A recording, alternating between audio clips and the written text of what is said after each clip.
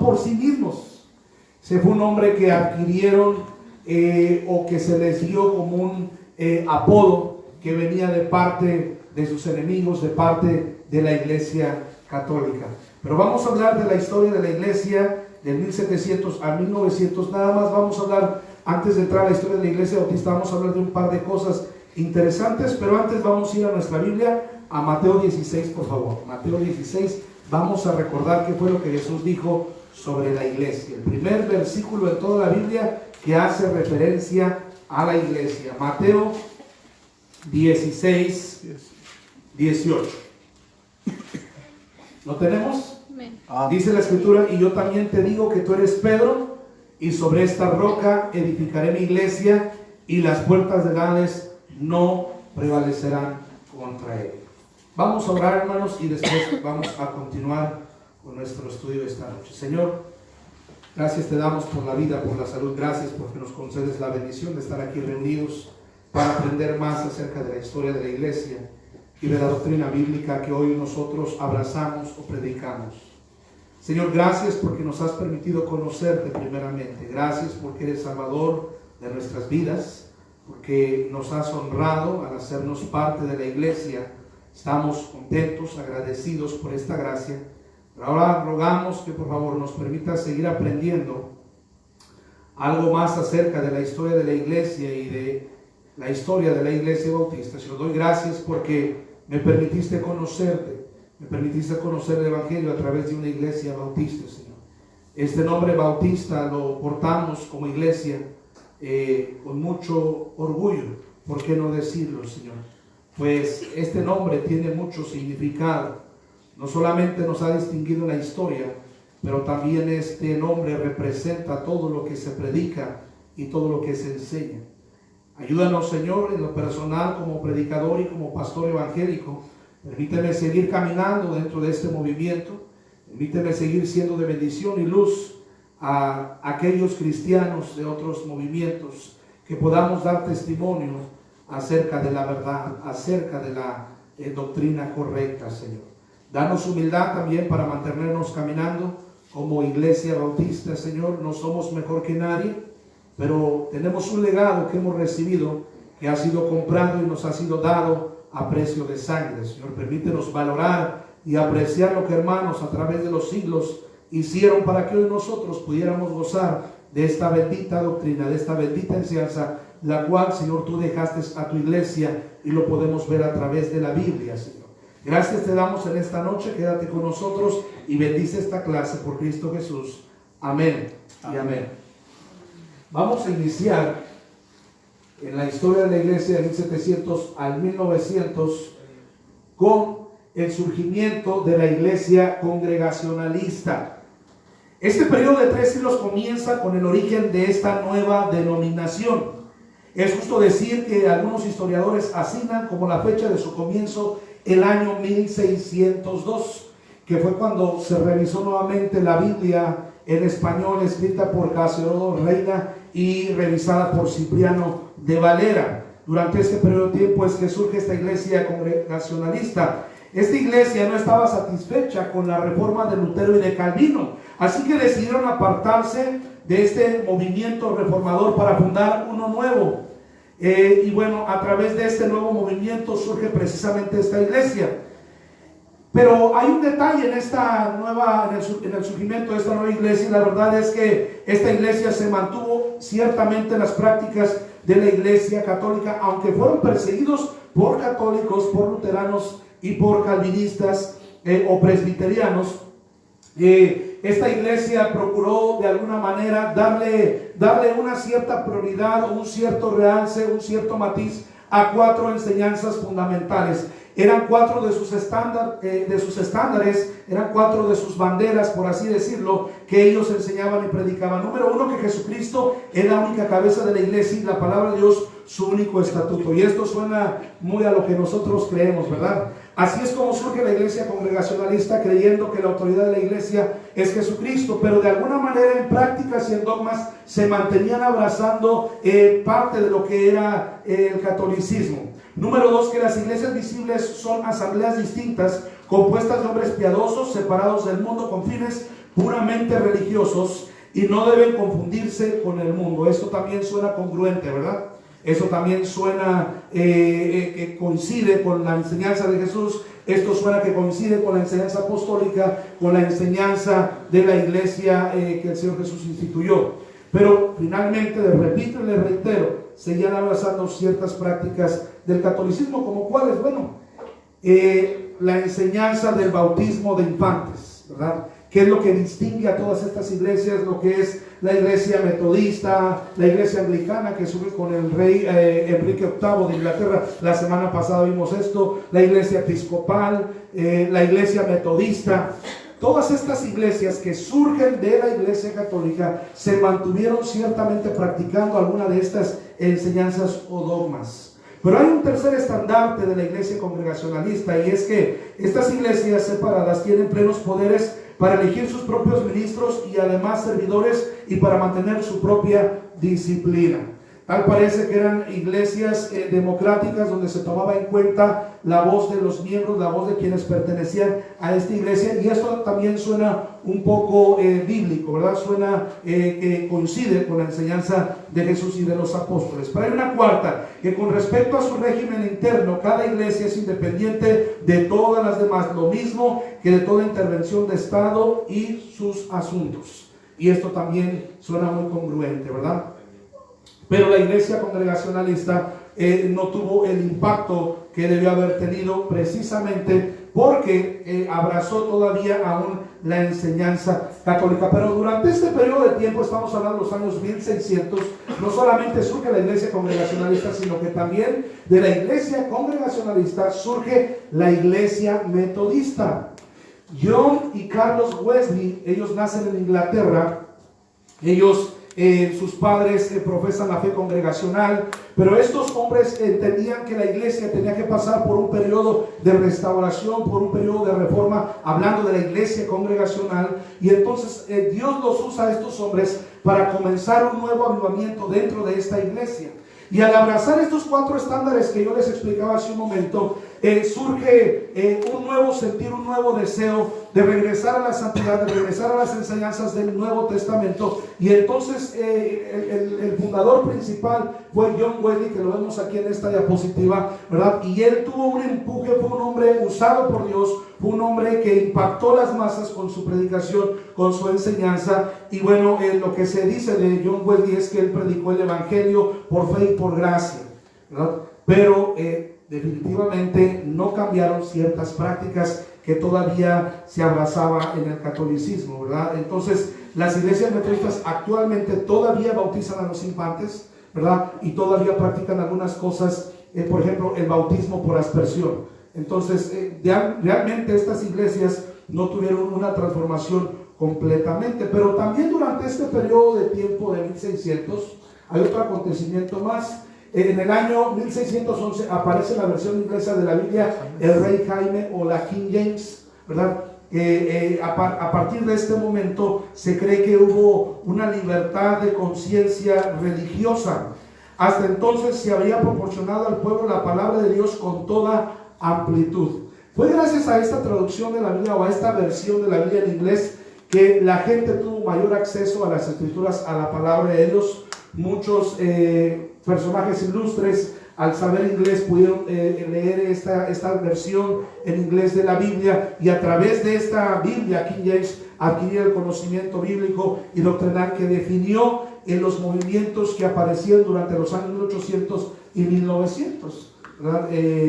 De los cuales no vamos a hablar en esta noche, ¿verdad? Pero pudiéramos hablar de la iglesia adventista y de otros movimientos más, ¿verdad? Que surgen ya más recientemente y que no tienen relación con la historia de la iglesia que hoy nosotros estamos estudiando. Pero después, en 1648, surge algo muy importante para por lo menos el movimiento luterano, el movimiento presbiteriano, ¿verdad? Porque durante este periodo de tiempo, 1648, se firmó el Tratado de Paz de Westfalia. Entre otras cosas resultantes de este pacto de paz, se halla un triple acuerdo entre católicos, luteranos y presbiterianos de no perseguirse ya más los unos a los otros.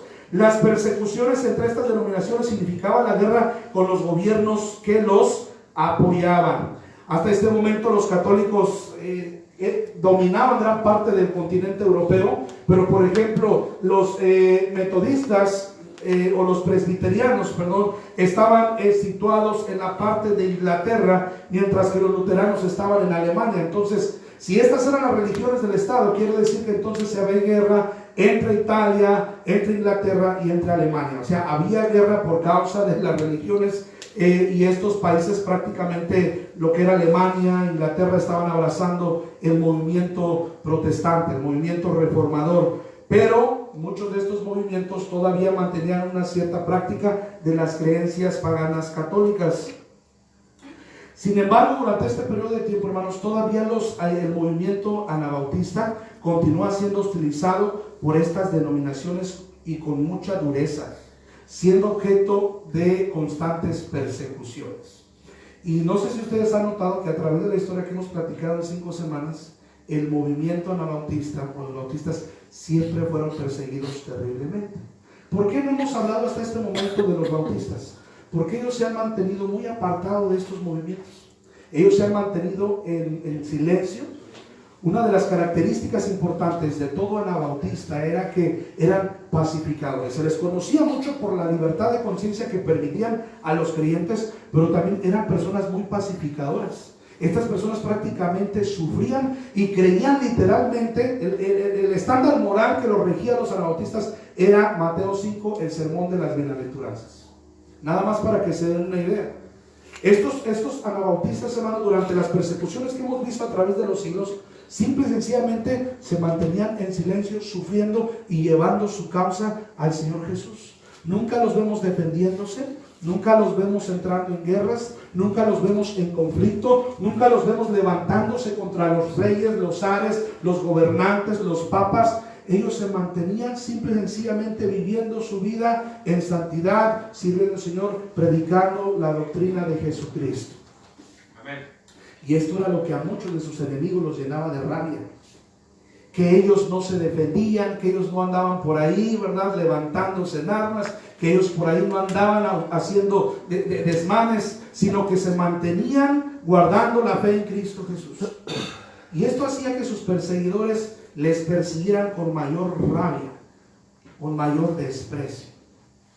Pero esta es una característica fundamental de verdaderos cristianos. Esta fue la enseñanza de Jesús, ¿no es así? ¿Qué dijo Jesús acerca de nuestros enemigos? ¿Qué más dijo Jesús? Que debemos orar por ellos, que debemos perdonarlos, ¿no es así? Así que estos anabautistas o estos cristianos neotestamentarios se mantuvieron muy centrados en la enseñanza de Jesús. Recuerden que la semana pasada les dije yo que la iglesia bautista no surgió de la reforma, ¿verdad? Los que se estaban reformando eran precisamente los católicos que se habían dado cuenta de que la iglesia católica no estaba enseñando la verdad de las escrituras. Ahora, ¿hay un cierto grado de reconocimiento para los reformadores? Por supuesto que sí, ¿verdad? Es interesante cómo a través ellos del estudio de la palabra de Dios, el Espíritu Santo les ilumina, les revela la profundidad de la palabra de Dios y les hace entender el Espíritu Santo que la salvación era por fe y por gracia. Y esto lo reconocemos. Porque la verdad es que, por ejemplo, hoy muchos de nosotros sabemos que sabemos que la salvación es por fe y por gracia. ¿Por qué? Sí, porque la Biblia lo dice. Pero alguien nos lo tuvo que enseñar a nosotros. Amén. Lo aprendimos de alguien más, ¿no es así? Amén. Pero estos hombres reformadores, hermano, a ellos nadie les había enseñado esto.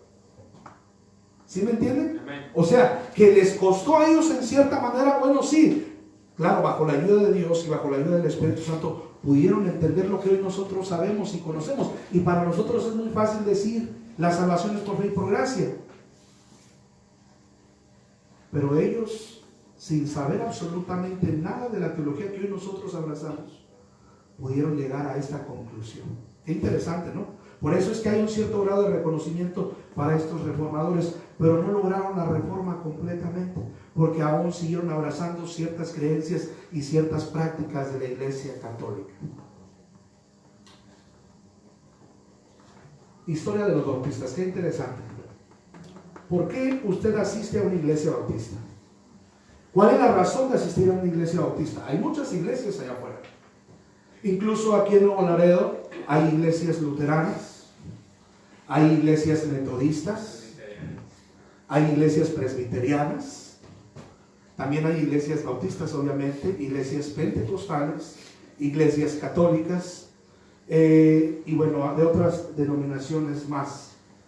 Pero, ¿por qué asistir a una iglesia bautista? ¿Por qué congregarse en una iglesia bautista?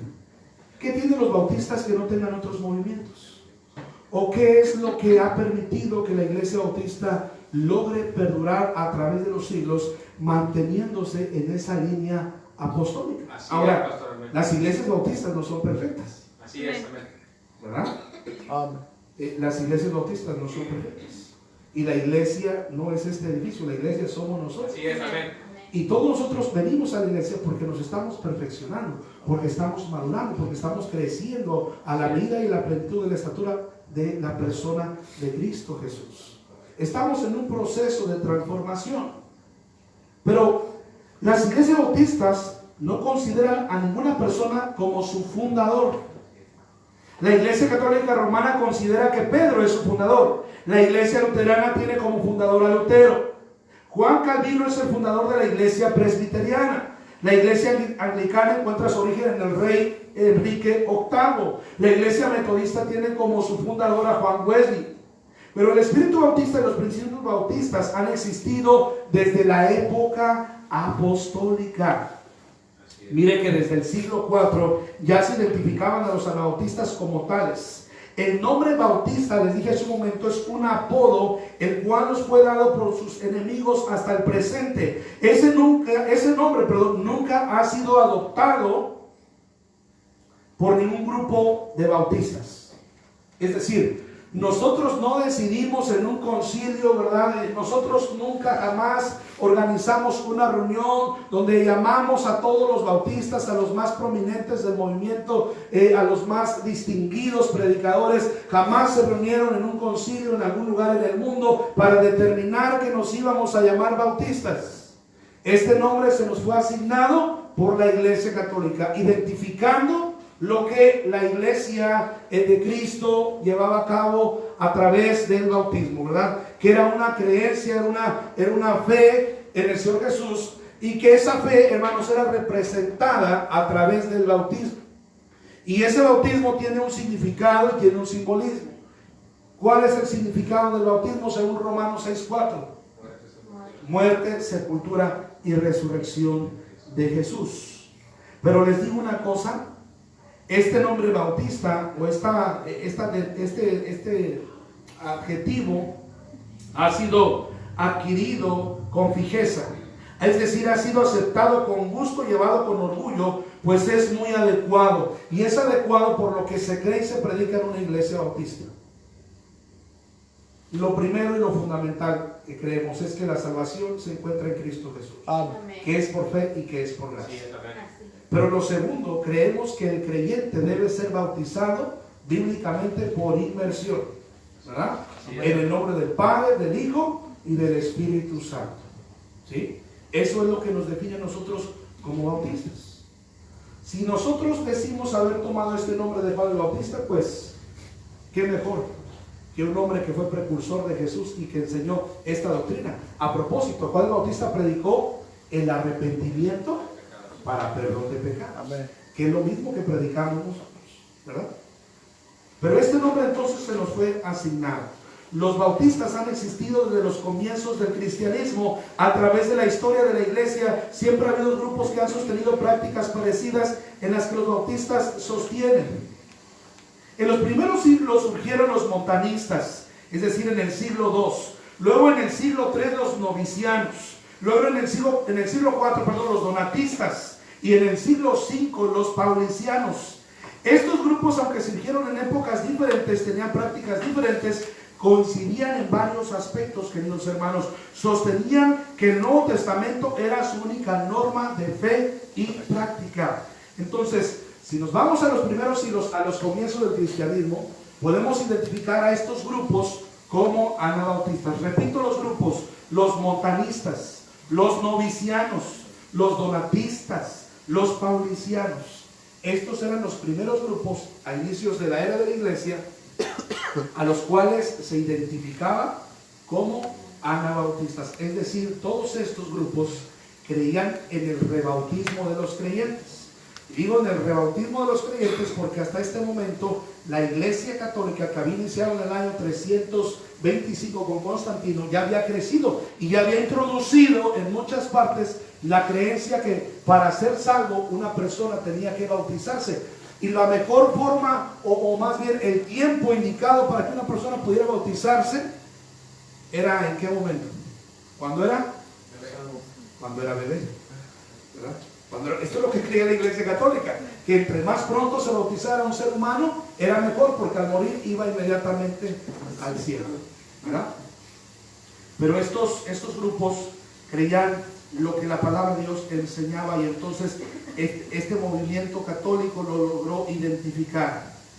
Rechazaban el bautismo de infantes, afirmaban que la membresía de la iglesia era una regenerada, practicaban el bautismo por inmersión. Posteriormente surgen otros movimientos disidentes de la iglesia, por ejemplo, los valdenses, los albigenses y los pobres de León. Ahorita vamos a mencionar a otros grupos que surgen después, sosteniendo prácticas muy parecidas a la de los bautistas o anabautistas. Entonces, qué interesante. ¿Hasta aquí alguna duda, hermanos? ¿Alguna pregunta de estos movimientos, del surgimiento de estos grupos que fueron identificados por la Iglesia Católica como los rebautizadores? Que eso es lo que significa la palabra anabautista, los rebautizadores. Hermano. Prácticamente los bautistas, entonces lo que hacían era bautizar a las personas, porque cuando eran niños ese bautismo no es válido, de manera que no se bautizaban las personas. No había bautismo, no existía realmente. El bautismo era un significado de tu convicción de muerte y resurrección con Cristo, ¿no? Por tanto, además, si tú no tenías ninguna convicción cuando eras niño, tú no estabas bautizado realmente. Los bautistas lo que hacían era bautizar entonces realmente a las personas. Sí. Bueno, hasta este momento recordemos que el Imperio Romano dominaba gran parte del mundo. Entonces, a través del Imperio Romano se introdujo esta creencia cristiana pagana, porque recordemos que el bautismo pues se practica desde los tiempos de Jesús, ¿verdad? Pero el bautismo era un simbolismo, ¿verdad?, que después se convierte en una ordenanza del Señor Jesús para la iglesia, ¿sí? Desde entonces la iglesia de Cristo practicó el bautismo. Él mismo lo manda en Mateo 28, 19 al 20. Él dice: por tanto, id y hacer discípulos a todas naciones, bautizándolos en el nombre del Padre, del Hijo y del Espíritu Santo. Entonces, desde el año 30, o desde el año, desde el año 30, que fue cuando Jesús se bautiza para dar testimonio del Padre, desde ese momento en adelante la iglesia practica el bautismo. Entonces, lo que hace Constantino es que toma unas ciertas prácticas del cristianismo, pero también toma prácticas del paganismo, las mezcla, y entonces esa mezcla de creencias cristianas y paganas da origen a un nuevo movimiento, que fue el movimiento universal, o la iglesia universal, que a la traducción significa católico, ¿verdad? O católico significa universal. Y entonces, a partir de ese momento se cree que el bautismo, y fue Constantino realmente quien introdujo esta enseñanza o esta herejía, esta creencia de que entre más pronto una persona se bautizara, era mejor, porque si moría iba al cielo, ¿verdad? De hecho, el catolicismo cree desde entonces que el bautismo forma parte de la salvación, ¿verdad?, que forma parte de lo que le puede dar vida eterna, y no es así, ¿verdad? Entonces, ¿qué pasa con estos movimientos que acabo de mencionar? Ellos creen lo que Jesús dijo. El único requisito para que una persona pueda ser bautizada es ser salvo. Hechos 2, 41 y 42. Y los que recibieron su palabra fueron bautizados, y se añadieron aquel día como 3,000 personas. Es decir, lo único que yo necesito para ser bautizado es ser salvo. Y lo único que yo necesito para ser miembro de la iglesia es ser bautizado, ¿verdad? Entonces, de ahí, ¿verdad?, esta enseñanza, pero estos grupos se mantuvieron enseñando precisamente lo que Cristo enseñó, lo que los apóstoles enseñaron y predicaron.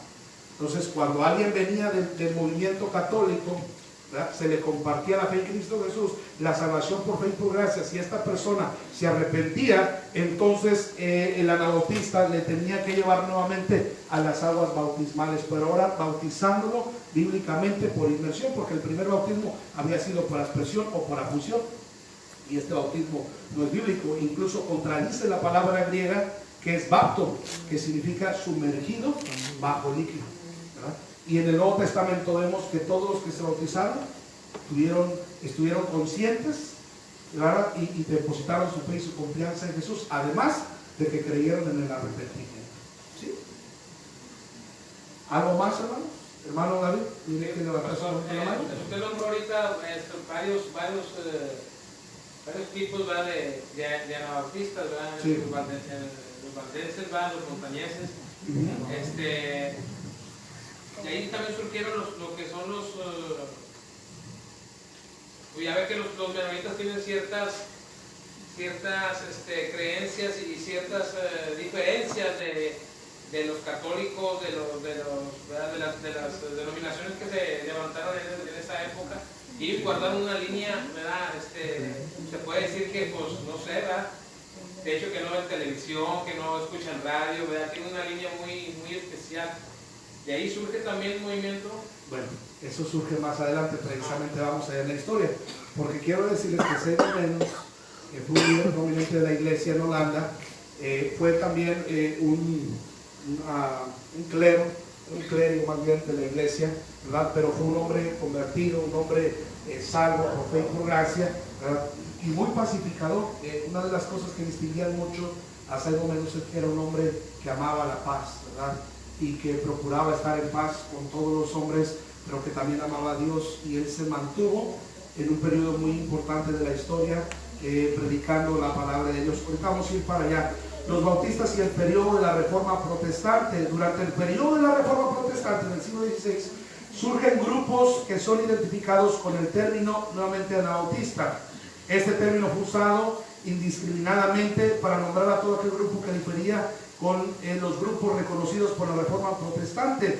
Bajo ese término se incluyeron grupos que no tenían nada en común. Los grupos que propiamente eran anabautistas tenían varios conceptos comunes, entre los que se encontraban el rechazo del bautismo de los infantes en su momento, la práctica del bautismo por aspersión, la práctica del bautismo por inmersión, la membresía de la iglesia regenerada y demás. A la par del movimiento reformador, queridos hermanos, un movimiento que inició Lutero y Zwinglio, surgió otro movimiento, ¿verdad?, que tomó fuerza, ¿verdad? Este movimiento se distinguió precisamente porque su postura era mucho más radical que la de los reformadores. Es decir, si Zwinglio, Lutero, Calvino y todos estos reformadores de los cuales hablamos la semana pasada eran reformadores, este movimiento y estos predicadores eran todavía más reformadores, ¿verdad? Les llamaban ellos una reforma radical. Y de este grupo de personas radicales, es decir, con una fe muy apegada a las escrituras, de este movimiento surgen los bautistas modernos que a continuación vamos a ver. Hay por lo menos 3 hombres, ¿verdad?, contemporáneos de Calvino, de Zwinglio, de Lutero, 3 hombres cuya fe era más apegada a la Biblia que la de estos reformadores, nada más para que se den una idea. Y estos 3 hombres que voy a mencionar hicieron la diferencia. Precisamente estos datos que vamos a ver a continuación es lo que nos separa a nosotros de lo que fue la Reforma Protestante. Es prácticamente la línea que la Iglesia Apostólica siguió. Estos hombres se mantuvieron. Obviamente hubieron muchos más hombres, pero vamos a hablar de 3 que se distinguieron durante este periodo de tiempo. Konrad Gleber, esto fue en Suiza. Él fue discípulo de Ulrico Zwinglio, el reformador de Suiza, ¿verdad? Él fue discípulo precisamente de Zwinglio.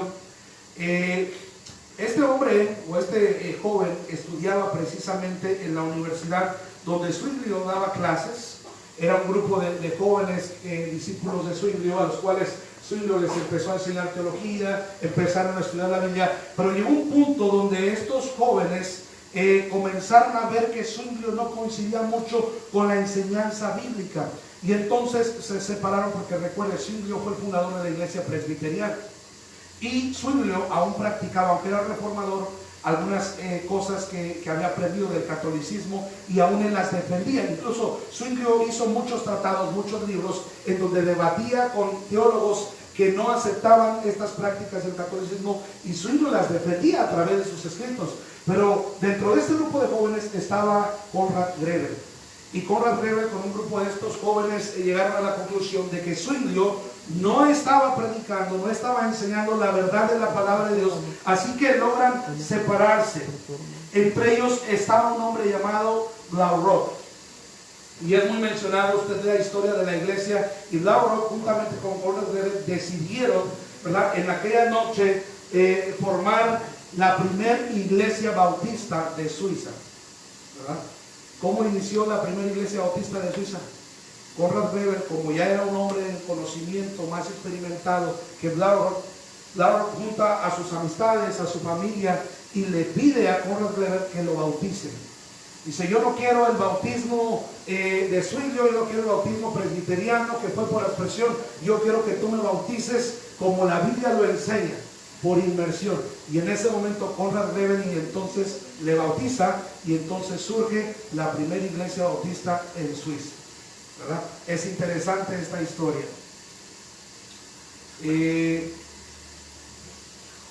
Está claro que fue esta la acción más revolucionaria de la Reforma. Ningún otro suceso simboliza tan completamente el rompimiento con Roma. Fíjense nada más lo que le estoy diciendo.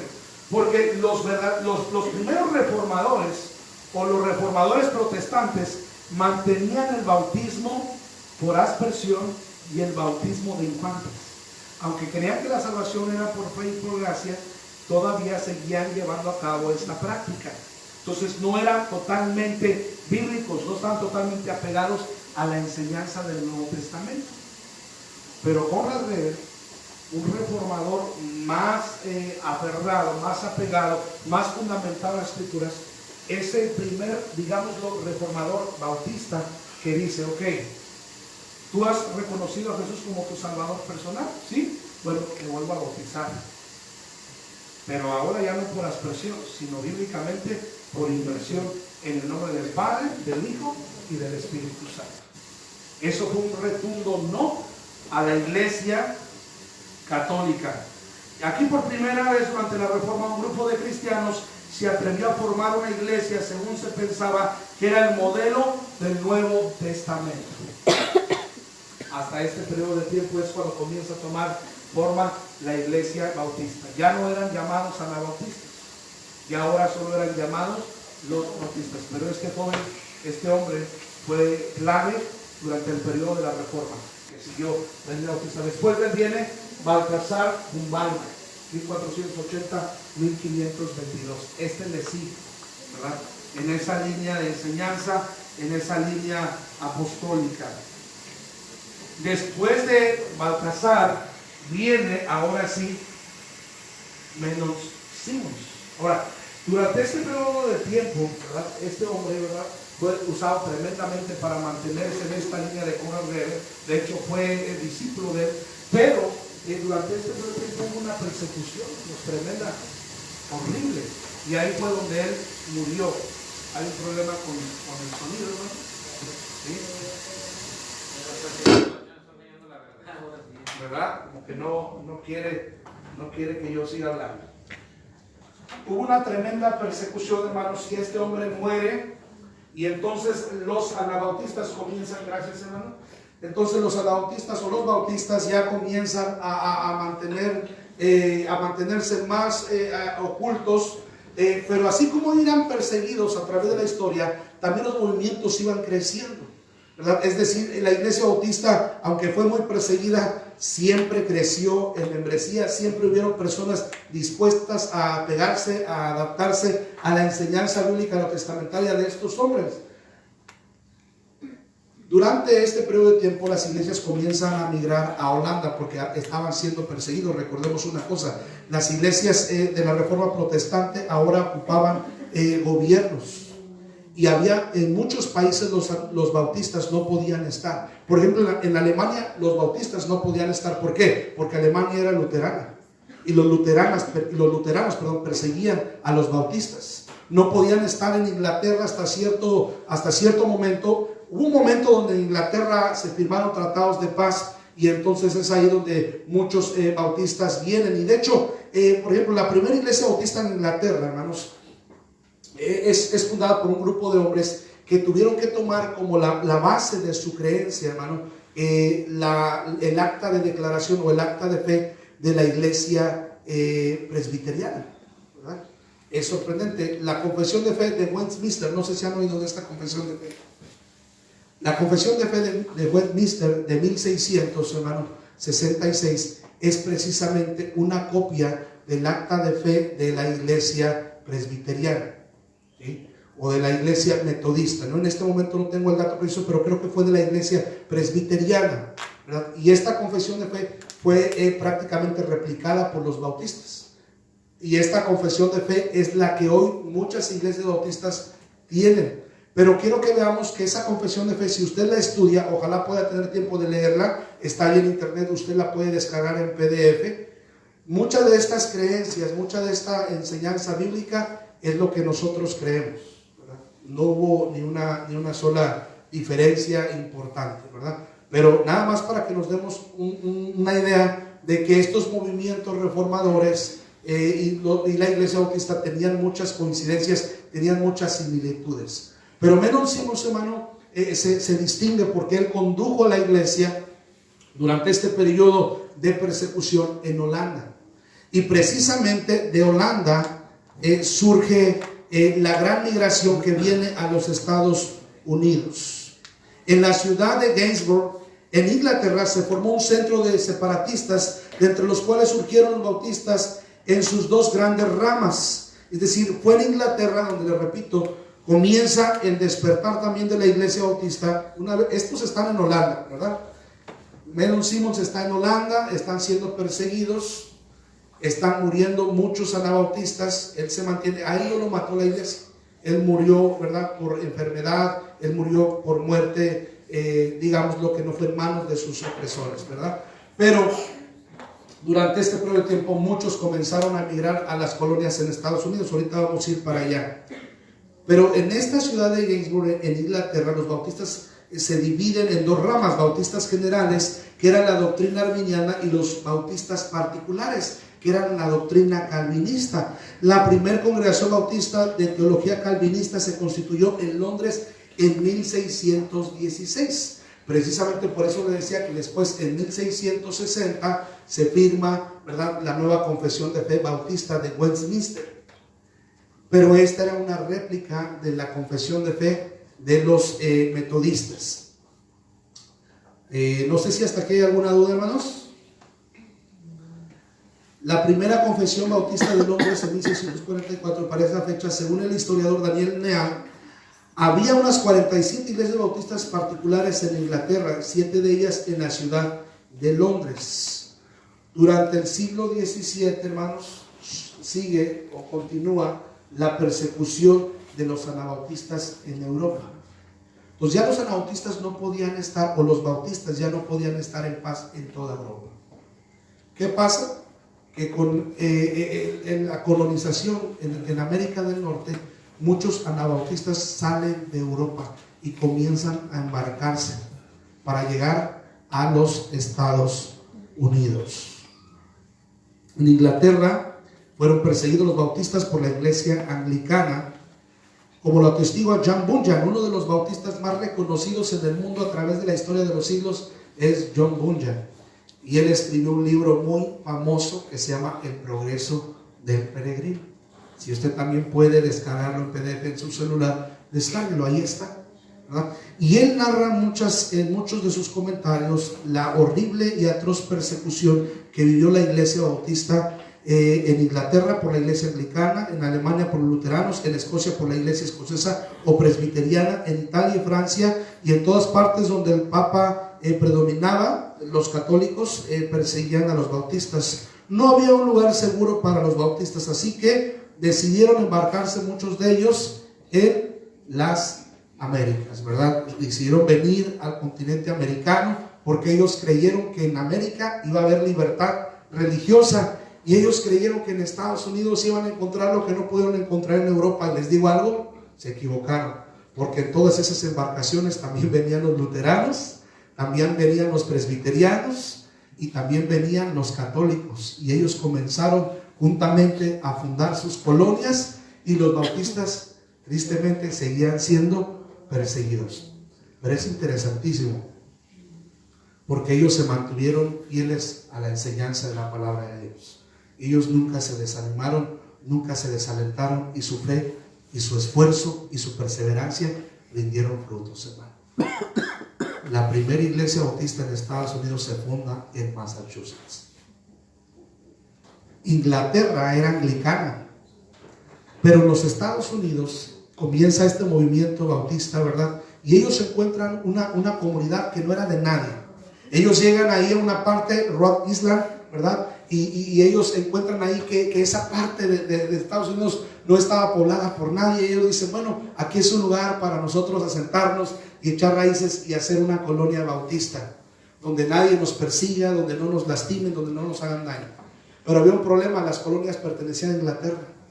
No podían con libertad hacer lo que querían. Ellos tenían que rendir cuentas.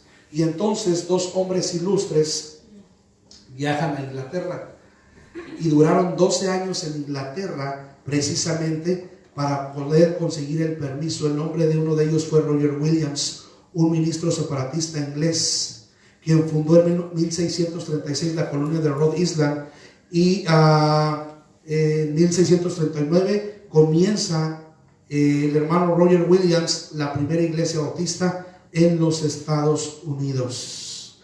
Posteriormente las iglesias bautistas comenzaron a desarrollarse libremente en ese país, y les digo algo, muchos creyentes que vivían perseguidos comenzaron a venir precisamente a esta comunidad, y esta comunidad comenzó a crecer y comenzaron, hermanos, a dedicarse precisamente a la obra misionera, de tal manera que había una gran relación entre las iglesias bautistas en Inglaterra y las iglesias bautistas en los Estados Unidos.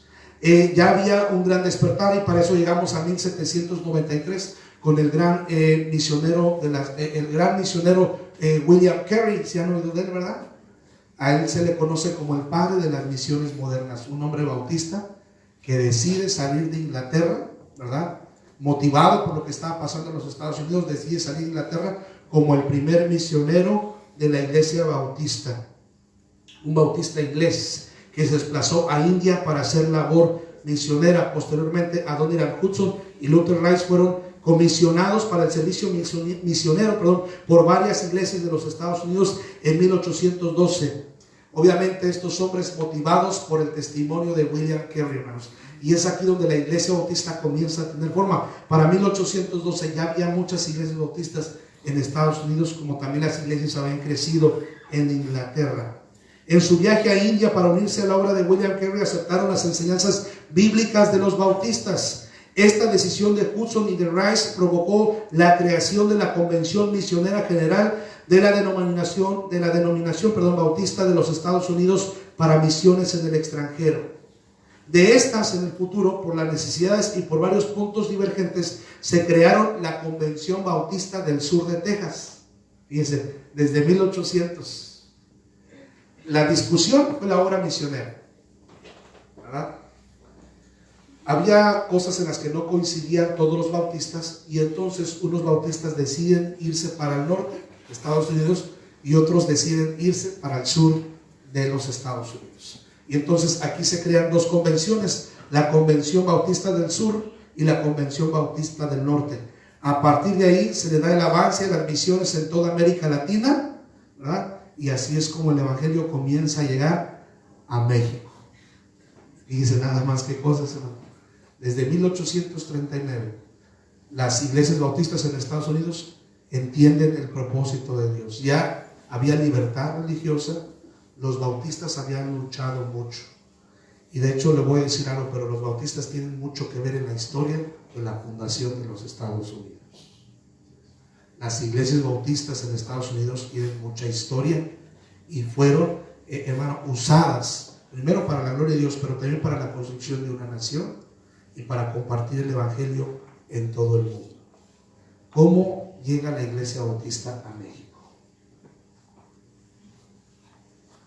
La primera iglesia bautista en México se remonta a los años 1861 con la llegada del misionero Santiago Jique en la ciudad de Monterrey, Nuevo León. Ahí es donde se funda la primera iglesia bautista de México, en los años 1861.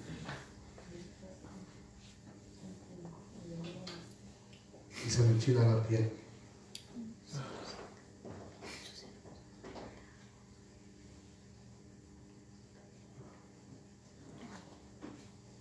Y doy gracias a Dios por ello. Porque México tuvo la bendición de abrazar este tipo de iglesias. Dios tuvo misericordia de México. Todo lo que se sufrió a través de siglos de historia. Hombres fieles que se mantuvieron a lo largo de estas 5 clases. No vimos a todos con detalle, pero se mantuvieron. Hasta que un día Dios tuvo misericordia de México.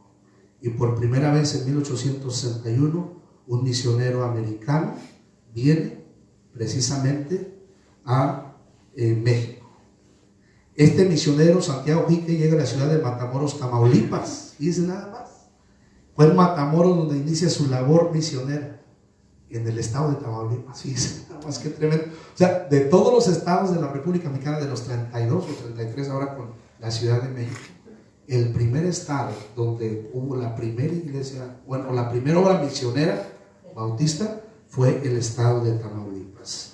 Siendo procedente de Brownsville, Texas, en 1862 fue invitado a la ciudad de Monterrey, Nuevo León, por un inglés llamado Thomas Westbrook para continuar con el trabajo misionero y fungir como agente de la Sociedad Bíblica de Nueva York. El 1 de marzo de 1863, Santiago Jique realizó la primera reunión bautista en idioma español en la historia de México, siendo invitado por unos creyentes José y María y Arcadio Uranga. Posteriormente, los bautistas fueron los primeros en reunirse para celebrar una escuela dominical en México el 8 de marzo de ese año.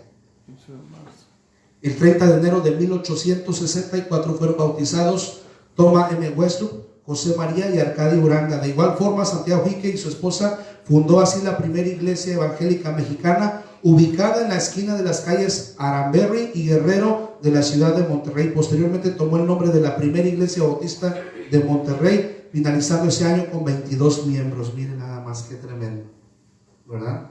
Y así es como los bautistas llegaron a México. Y bueno, el movimiento bautista ha tenido también varias fracturas, ¿verdad? Y hay hoy varios movimientos, ¿verdad? Pero originalmente quien llegó primero a México a predicar el evangelio fue la Convención Bautista del sur de los Estados Unidos. ¿Sí? Ya después a lo mejor le contaré la historia de los fundamentales independientes, ¿verdad? Que ya son muchísimo más recientes, ¿verdad? Pero la obra misionera desde los años 1800 en México la comenzó la Convención Bautista de los Estados Unidos, ¿verdad? Entonces, hasta aquí un encuentro, ¿verdad?, de la historia de las iglesias bautistas. Algo muy interesante es que incluso en los años de Francisco y Madero, por medio del misionero W.D. Powell, las iglesias bautistas estuvieron a punto de ser apoyadas por el Estado.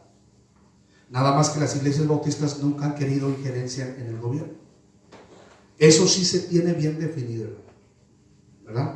Eso sí debemos saber. La iglesia bautista siempre ha estado, sí, a favor de la libertad de creencia, ¿no? Respetamos también, ¿verdad?, los gobiernos. Pero no debe haber una mezcla entre el gobierno y la iglesia. No debe haber una mezcla entre el gobierno y la iglesia. Entonces, Madero rechaza, la iglesia bautista ¿verdad?, a través de este misionero Powell, rechaza la oferta que el señor Francisco I. Madero les estaba haciendo para comenzar una escuela en el estado de Chihuahua, en el estado, perdón, de Coahuila. Pero como rechazó la Iglesia Bautista este apoyo del señor Francisco I. Madero, entonces él decidió hacer una donación, pero ya no a nombre del gobierno, sino una donación personal para que se fundara este instituto, ¿verdad?, que lleva su nombre. Pero esta escuela en Coahuila, ¿verdad?, fue iniciada por la Iglesia Bautista, ¿verdad?, que lleva el nombre de Francisco I. Madero, ¿verdad? Es un instituto meramente bautista en ese estado, ¿verdad? Nada más así como dato general. ¿Hasta aquí alguna duda, hermanos? ¿Algún comentario? ¿Alguna participación? Hermano. Buenas noches. Buenas Lo que noches. comentaba usted hace un momento de la Confesión de Fe de Westminster. Sí. O sea, tengo aquí que es una tabla de materia, se componen 33 capítulos. Esto es algo similar como los artículos de fe de la Iglesia Bautista. Así es. Sí, ¿verdad? Exactamente. Ahí se define lo que creemos. De ahí toma la base, ¿verdad? Así es, de ahí se toma la base, ¿verdad?, de lo que cree una iglesia bautista, ¿verdad? Claro que ahora ya en la mayoría de las iglesias está resumida, Sí. pero ahí es un artículo muy completo de lo que se abraza en la iglesia, ese documento, ¿verdad? No sé si ya lo puedo descargar. Si lo puedo descargar, por favor, reenvíelo a todos los que tengan en sus contactos para que lo tengan, ¿verdad? Porque sí es interesante y cuando puedan, pues leerlo, ¿verdad? No, pero es muchísimo. Exactamente. Sí. Sí, es mucho. Por eso yo veo una recapitulación de los 20 artículos de fe, que ya los he estudiado. Exactamente. Entonces, y sí noto una correlación entre esos 33 capítulos. Lo que pasa es que son 33 capítulos. Sí, son demasiados. Y acá son 20 artículos. Así es. Ahí se resume todos los 20 artículos de fe que predicamos en una iglesia bautista. ¿Sí? No hay dudas, no hay preguntas, hermano. ¿Alguna participación? ¿Alguien? ¿Todo quedó claro? ¿Sí? Hermana Pati. Por ejemplo, otra vez andamos allá en Lancaster. Lancaster. Ajá. Es una ciudad de Amish. Ah, sí. Anabautistas. Anabautista. Y tienen su teatro. El único que tiene luz es el teatro. Nada más para el turismo hay luz para los restaurantes, pero la ciudad no tiene luz. Por ejemplo, las casas son alumbradas con quinqué. ¿Se acuerdan? Con bombillas. Sí. Andan en caballos te quedas sorprendido porque los caballos son jalados por caballos. Las carretas son jaladas por caballos. Sí. Los niños no usan más que bicicleta y los patines. Para trasladarse, van en el patín, ahí en plena carretera. Y con sus mochilas. Y su mochila a la escuela. Si alguien les dijera a esos años que a ese patín se le llama el patín del diablo, ya no se subirían. Para ir a la escuela. Ajá, y nosotros nos tocó pasar por ahí en la noche y ir a ver la obra de teatro, la de Noah. La de Noé, muy buena. O sea, esa obra interesante. Es un teatro, perdón, esperemos no salirnos del tema, ¿verdad? Pero es parte de la historia también, ¿verdad? Sí, claro. Este teatro está enorme, no como el de aquí que acá es enorme, y la escenografía son con animales reales, ¿sí? Se meten dentro de la historia. Usted está aquí en el teatro y usted ve allá arriba los animales y el arca de Noé, como si usted fuera en el arca de Noé, es como de tercera dimensión. Y ciertos movimientos que tiene el arca de Noé están hechos de madera, o sea, son reales. Y ya lo demás es luz, es imagen, como la complementa. Pero usted ve cómo van subiendo los animales al arca de Noé. O sea, está el pico, vamos a llamarle la copa, no sé, no recuerdo cómo se llama. Pero usted va viendo cómo van los animales subiendo. Pero va toda la historia. O sea, el diluvio, o sea, llueve, todo eso, sí. O sea, es tremendo. O sea, yo me quedé así sorprendido. Yo he ido al teatro, ¿verdad? Nunca había visto algo tan real y tan fuera de lo común en ese momento. Y ahí en Lancaster, como comenta mi esposa, ahí estuvimos un día. Llegamos temprano Y nos decía mi sobrino, vamos a esperar a que llegue la noche para que vean ustedes cómo están alumbradas las casas. Y sí, hay una casa aquí, otra allá a 50 metros, otra a 60 metros, y cada casa tiene sus quinqués, ¿sí? Sí. O sea, afuera están los quinqués, o sea, en el patio están los quinqués. Aquí afuera tenemos focos o lámparas, allá están los quinqués. Así es como se alumbra. Pero es impresionante, ¿no? Ver a ese tipo de gente. Al día siguiente desayunamos en un restaurante Amish y todo es cultivado por ellos. Nada de que voy a leche y viva para comprar la salsa en bote. Sí, no, todo es producido por ellos. Todo es lo que hoy le llaman ya de que está de moda lo orgánico. Así es, son veganos. Sí, ¿verdad? Pero sí. Es impresionante. Y esta historia que se comenta, o sea, sí. La relacionamos así, es impresionante. Los menonitas es una comunidad igual. Así es. Exactamente igual. Tienen sus comunidades, son apartadas, son hermanos. Pero se quedaron suspendidos en el tiempo ellos. Y por ejemplo, yo veía una imagen que puso usted, así como está la imagen, así andan vestidos. Sí. Así andan vestidos. Sí. Y nosotros llegamos y vimos a una muchacha en la cajera, dice ella es Amish, pero ahorita ella está a prueba. Ella la sueltan al mundo. Que vaya al mundo a conocer el mundo y regresa y está vestida como una persona, ¿cómo se llama? Normal, como una persona, pero ellos mismos dicen que ella está a prueba. Nos los dicen. O nos los dijeron. Que estaba a prueba, que ella tenía que conocer el mundo y ella tenía que, a cierta edad tiene que llegar y ella sabe si escoger lo que ellos les han inculcado o escoger el mundo. Dice, porque no queremos que sean prisioneras, sino que ella tiene que escoger. Y dice, lógico que escogen lo que uno les enseña. Qué interesante, ¿verdad? Porque dice que Dios les dio libertad y ellos tienen que tener la libertad. Platicábamos por ahí, bueno, ¿sí? La traducción, ¿verdad? Porque mi sobrino nos hacía la traducción, pero está interesantísimo eso, ¿eh? Sí, claro. El vivirlo, y ya ponerlo en este contexto, así como lo está poniendo usted. O sea, nos llama a nosotros mucho la atención, porque vivimos aquello. Pero ahorita que lo está usted enlazando, esto, pues qué interesante la historia. Tengo un libro que se llama La Confesión de Fe de los Menonitas, y precisamente lo compré en una tienda menonita en Nopelchen, Campeche, y ahí menciona todo lo que ellos hacen en su comunidad, lo que está prohibido, ¿verdad? Y de hecho tienen prohibido relacionarse con personas que no son de la comunidad, y también tienen prohibido casarse con personas que no son de la comunidad, ¿verdad? Tienen que casarse entre ellos. Cualquier persona que incurre en alguna falta a la comunidad son expulsados. De hecho, hay un programa en televisión de cable y se llama Rompiendo las Reglas o Volviendo al Mundo Amish. Es cuando, por ejemplo, los expulsan y ya no pueden llegar al pueblo o a sus casas porque los expulsan por irse al mundo, por escoger el mundo. Y de hecho, tanto los Amish como los menonitas actualmente necesitan a Cristo. Ellos no conocen ya el Evangelio de Jesucristo. Ellos ahora no tienen, la mayoría de ellos, salvación. Ellos están prácticamente atrapados en tradiciones, están atrapados en creencias que han recibido por sus ancestros, pero ahora ellos necesitan un encuentro con el Evangelio que creyeron sus padres en siglos pasados. Y tan es así que en aquella ocasión, cuando yo estuve en Nopelchen, Campeche, hace muchísimos años, tuve la oportunidad de predicar en la plaza y estaba llena de menonitas. Y si no mal recuerdo, hermanos, si tenemos testigos de esto, hermano Luteranda, como 9 u 11 menonitas recibieron a Cristo como su Salvador personal. Y los ve usted fumando en la plaza. Los ve usted, ellos fuman, ¿verdad? O sea, pero ellos en su comunidad, ¿verdad?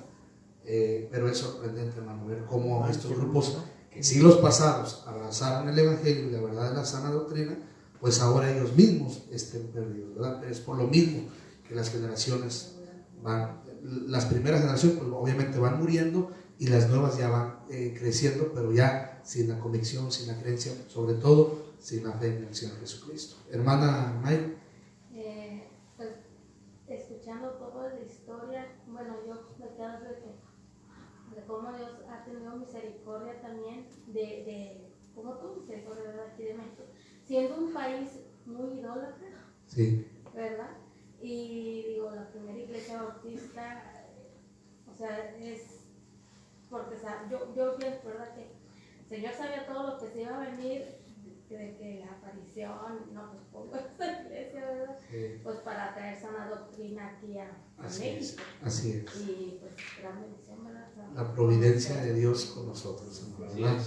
Y gracias al misionero Santiago Gil y a otros más, ¿verdad? Que Dios usó para que el evangelio pudiera llegar a México. En lo personal, yo fui salvo a través del movimiento bautista, pero independiente, ¿verdad? Otros misioneros más que ya estuvieron en años pasados, ¿verdad? Viniendo a México en los 80s, en los 70s, y bueno, ¿verdad? Pero bueno, gracias a Dios por todos los misioneros, ¿verdad? Que hicieron su parte o que están haciendo su parte para que otras personas en el mundo puedan conocer de la salvación de Cristo Jesús. Amén, hermanos. Pues vamos a terminar esta noche, vamos a inclinar el rostro, vamos a ver nuestros ojos y vamos a orar.